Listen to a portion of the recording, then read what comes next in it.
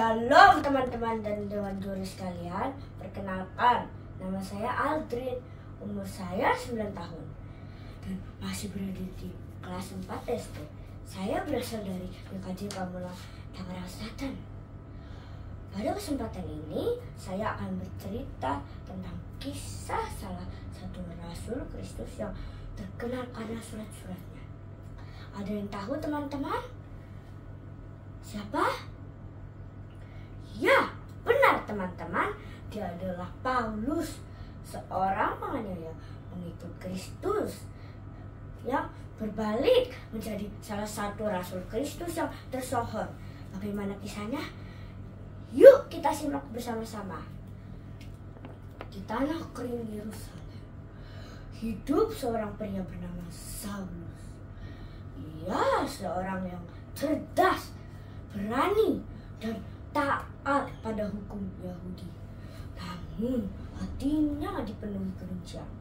Ia mengejar, menangkap, bahkan menyiksa siapa saja yang berani menyebut nama Yesus Kristus. Nama Saulus membuat banyak orang percaya gemetar. Suatu hari Saulus mendapat surat perintah. Ia diutus ke kota Damsyik untuk menangkap lebih banyak pengikut Kristus. Dengan penuh semangat, ia menunggang kudanya.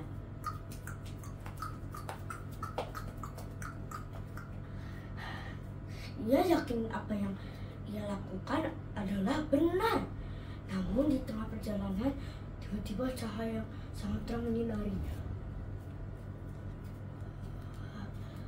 Saulus, ia terjatuh ke tanah. Terdengar suara yang menggema. Saulus, Saulus, mengapa engkau menganiaya aku? Siapakah engkau, Tuhan? Akulah Yesus yang engkau aniaya itu. Tubuh Saulus gemetar, dan ketika cahaya itu lenyap, matanya buta. Ia tidak dapat melihat apa-apa. Teman-temannya menuntut ia masuk ke kota Damsyik. 3 hari lamanya ia buta, tidak makan, tidak minum, hanya berdiam dalam doa. Di kota itu ada seorang murid Tuhan bernama Ananias. Tuhan berkata kepadanya, "Ananias, carilah Saulus dari Tarsus. Ia sedang berdoa. Letakkan tanganmu di atasnya supaya ia dapat melihat kembali." Tuhan, bukankah ia yang menganiaya umatmu? Banyak orang takut padanya. Pergilah, sebab dia adalah alat pilihanku. Ia akan memberitakan namaku kepada bangsa-bangsa. Maka Ananias pun pergi. Dia menumpangkan tangannya ke Saulus dan berkata, "Saudara Saulus, Tuhan Yesus yang menampakkan diri kepadamu di jalan menyuruh aku, supaya engkau dapat melihat kembali dan dipenuhi dengan Roh Kudus." Sekejap sesuatu seperti sisik jatuh dari mata Saulus dan ia bisa melihat kembali. Air matanya menetes. Ia sadar selama ini ia telah melawan Tuhan. Hari itu Saulus dibaptis.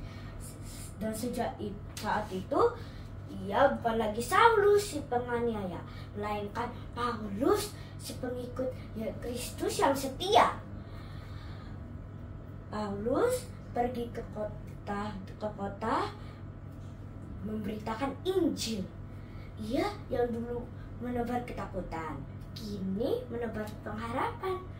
Ia yang dulu merobohkan iman orang, kini membangunnya. Meski sering dipenjara, dikejar, bahkan hampir dibunuh, Paulus tidak pernah menyerah. Baginya hidup adalah untuk Kristus.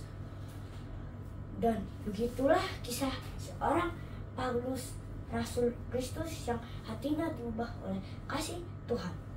Dari Saulus si penganiaya menjadi Paulus, Rasul Kristus yang taat. Nah teman-teman, sungguh hebat ya kuasa Tuhan kita, Yesus Kristus. Dia maha mengubah, bahkan mengubah kebencian menjadi kasih seperti pada hati Paulus. Oleh sebab itu, kita harus selalu berharap pada Tuhan ya teman-teman. Demikian cerita saya tentang Paulus.